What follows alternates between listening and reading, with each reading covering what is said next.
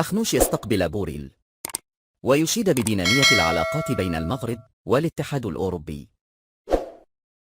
مرحبا بكم في قناة اليوم بالدارجة. هذه القناة تقدم لكم جديد الأخبار المغربية والدولية. المرجو من المشاهدين الكرام الاشتراك وتفعيل جر الجرس لتلقي آخر الأخبار اليومية.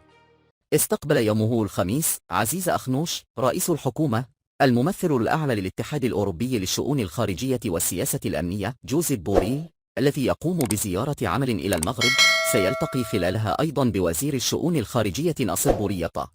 وذكر بلاغ صادر عن رئاسة الحكومة أن اللقاء تناول العلاقات الثنائية والإرادة المتبادلة لتعميق الحوار والتعاون في إطار الشراكة الاستراتيجية بين المغرب والاتحاد الأوروبي، والتي يوليها الملك محمد السادس أهمية خاصة. كما رحب أخنوش بدينامية العلاقات الثنائية بين المغرب والاتحاد الأوروبي، والتي مكنت من هيكلة الشراكة وتجويدها على مختلف الأصعدة، وأشاد بحصيلتها الإيجابية في مجالات الفلاحة والصيد البحري والمالية والاستثمار والاقتصاد الأخضر والهجرة والأمن.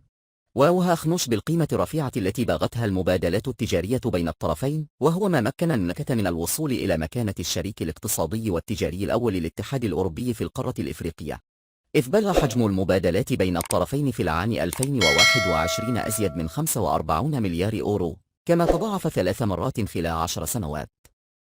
وأعرب أخنوش خلال هذا اللقاء عن ارتياحه للانسجام بين أجندة الإصلاحات الاجتماعية والاقتصادية التي يباشرها المغرب تحت القيادة الملكية، ودعم الاتحاد الأوروبي ومرافقته لهذه المشاريع تمهيدا لتنزيل عدد منها خلال السنة الجارية. مرحبا بكم في قناة اليوم بالدارجة. هذه القناة تقدم لكم جديد الأخبار المغربية والدولية.